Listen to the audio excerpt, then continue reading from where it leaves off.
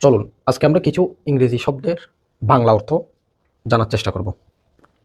সর্বপ্রথম আমরা ভবিষ্যৎ, FUTURE, ফুটারি, ফুটারি অর্থ ভবিষ্যৎ।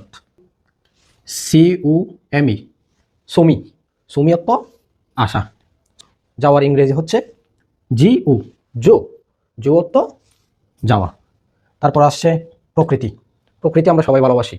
NATURE, নাটুরে, নাটুরে, নাটুর অর্থ প্রকৃতি। তারপর চা, যেটা আমরা রেগুলার খাই, আমাদের খুবই পছন্দের একটা জিনিস চা। চা ইংরেজি হচ্ছে TEA, টিয়া, TEA, টিয়া, টিয়া অর্থ চা। কপির ইংরেজি হচ্ছে CUFFE, তপ্পি, সপ্পি অর্থ কফি। তাহলে আমরা আজকে এগুলো ইংরেজি সুন্দর করে শিখলাম। ধন্যবাদ।